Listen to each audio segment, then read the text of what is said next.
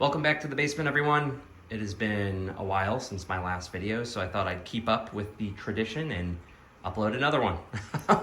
I do plan to do these a little more often. I know I said that in my last video and it didn't really work out, but I always seem to overthink these videos. I either want to do something specific or I want to do editing, and I just don't have time with the kids and all of our animals and stuff like that. It's just tough for me to really edit these things and give them the time they deserve. But I was recently featured in the NORE, that stands for Northeast Ohio Reef Enthusiasts Tank of the Month video, and I got a lot of people who wrote me and asked if I did videos. So I thought, I don't know, I'll start up again.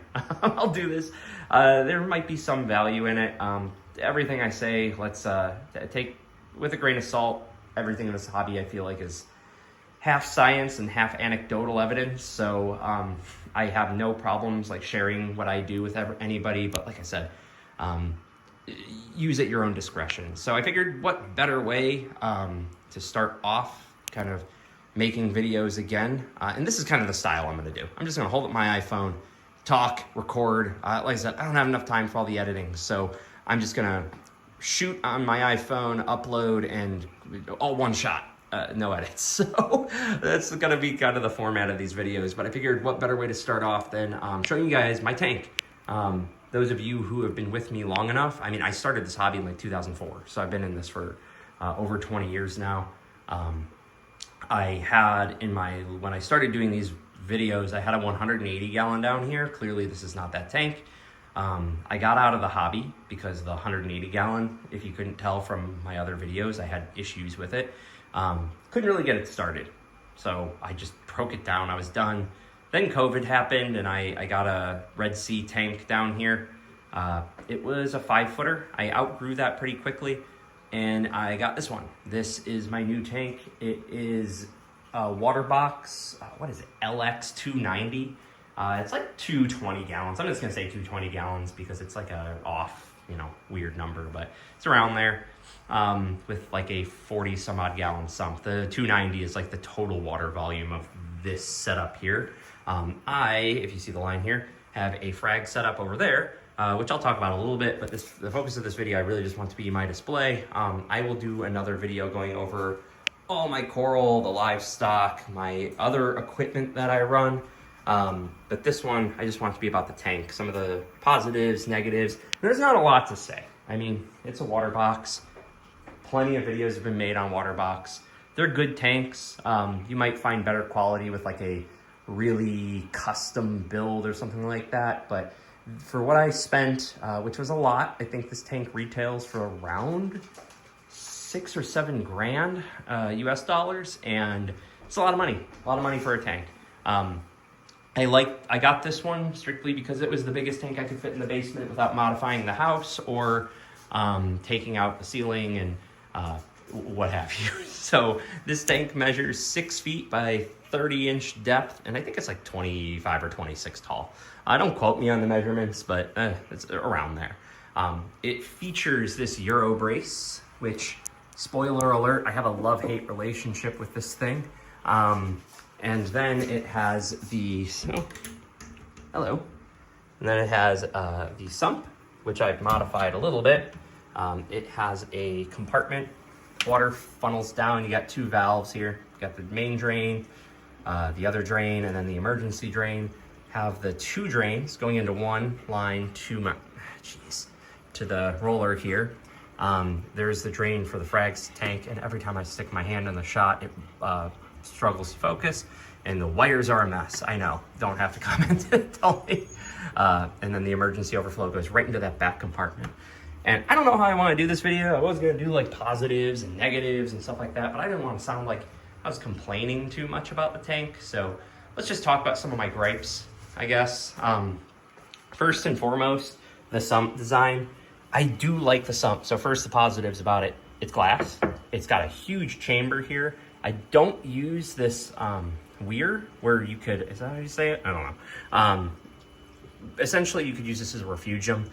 There is a piece of glass that slides in here, And my issue with that is it raises the water level of this compartment. So the water level in this compartment always runs high and my filter roller is just constantly going. So I do have to keep that out.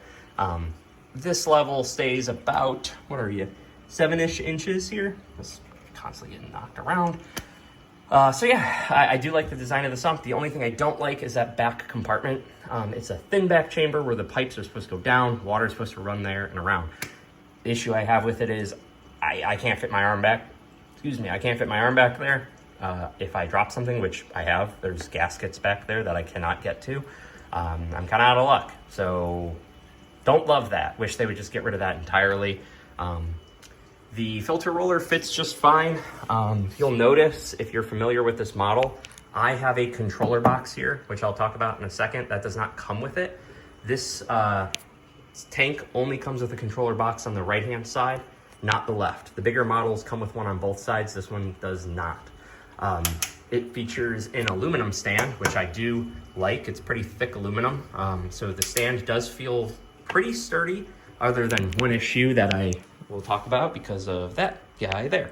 So one of the things I noticed pretty quickly owning this tank was when I would clean this side of the tank here, I would use my magnet scraper, go back and forth. Notice the whole tank was moving. Because this side didn't have the box that appears to add some support to the stand, it shores it up and keeps everything tight. This side of the stand would move, and I had actually talked to several other people where they said the exact same thing I am. So I let Waterbox know they were really awesome to work with. They sent me a controller box for that side. I don't know if they want me saying that because they might get more people asking for it, but I do think that's needed for the structure of the stand. It made me feel better at least. Other than that, I really like the stand. It's got these nice beefy leveling feet versus those dinky plastic ones that you use a wrench for that are kind of a pain. Those are a lot easier to make adjustments to. The tank itself, I personally really like. I think the glass is gorgeous. It's like a sapphire, like ultra clear glass. I think they did a really good job manufacturing the thing. The silicone work is very clean. I can't say enough positive things about the tank itself. The only thing I would say, the Eurobrace, I kind of alluded to having a love-hate relationship with it. Clearly, it's hard. It's a Eurobrace. It's hard to keep clean. As you can see, it's not clean.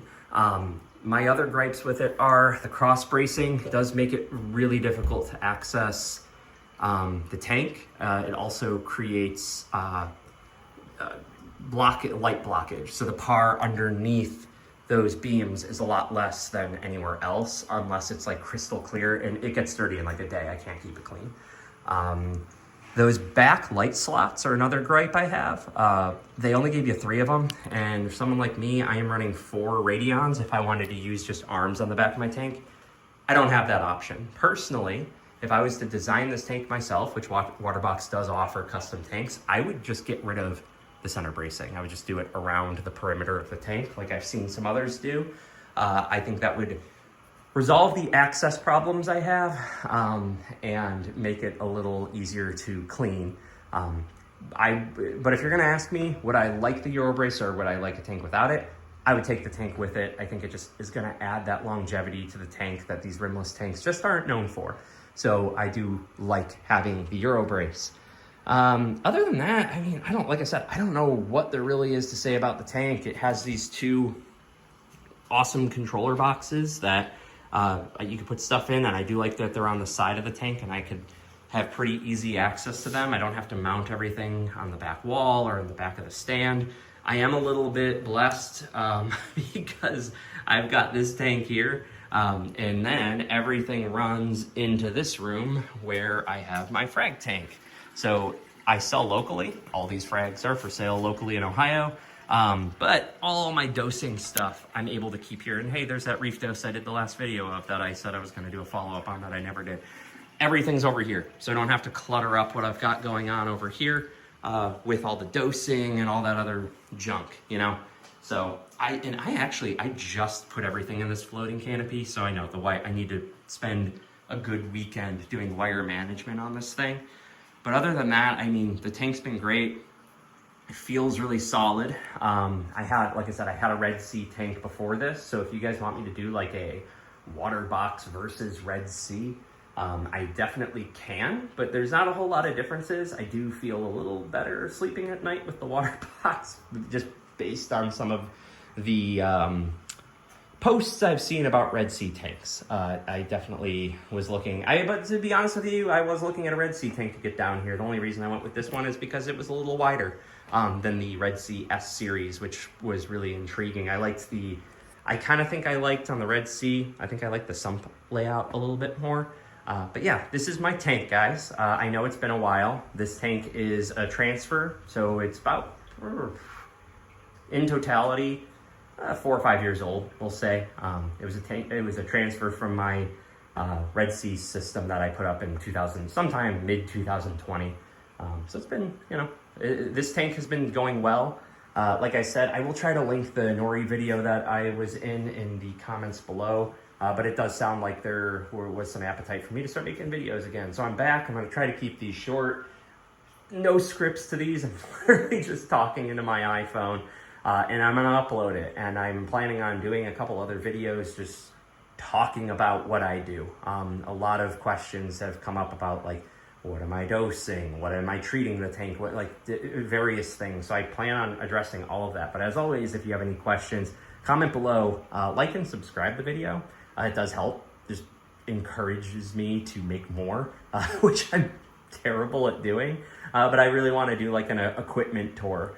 And I didn't want to put that in this video because the video would be 45 minutes long, and I'm known for not shutting up. So I'm going to do that now, and I will see you guys later. Thanks for tuning in.